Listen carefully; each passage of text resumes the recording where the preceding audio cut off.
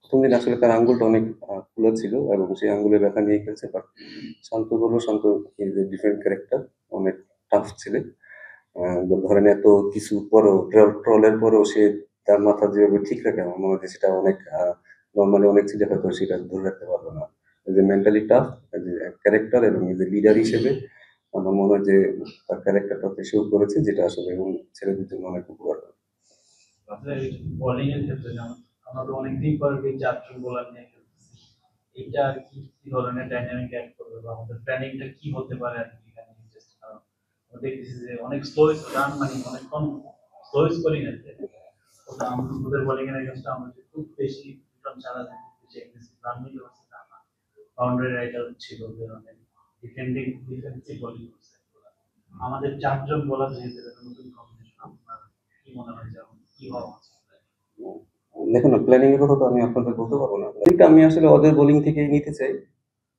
কারণ ব্রেকের পরেও তারা বলটা যেভাবে মেনটেন করছে এবং যেভাবে সুইংটা করিয়েছে, কারণ এটা কিন্তু আমরা প্রথম ২ দিনে কিন্তু মানে লাস্ট ৫ টা সেশনে কিন্তু ওভাবে দেখি নাই।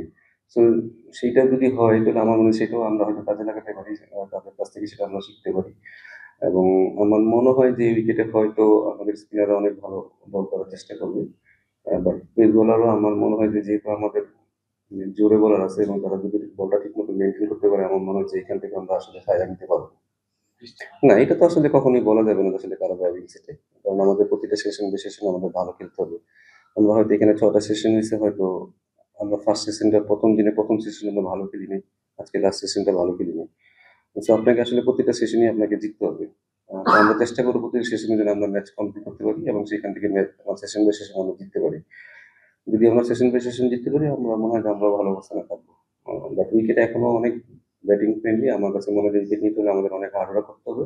যেরকম আমাদের ব্যাটসম্যানরা আসলে মনে হয়েছে অনেক ফ্রেন্ডলি, বাট আমি মনে করি তারা অনেক ভালো বল করেছে। তারা মানে তাদের প্ল্যান অনুযায়ী বল করেছে। আমাদের ব্যাটসম্যানদের কিন্তু রান করতে অনেক কষ্ট হয়েছে। যেরকম যে খুব ইজি রান আসছে। তো আমাদেরও মানে সেভাবে হার্ডওয়ার্ক করতে হবে। সেখান থেকে আমাদের আসলে আমাদের যে জিনিসটা আমরা চাচ্ছি সেটা যেন আমাদের বলাররা করতে পারে।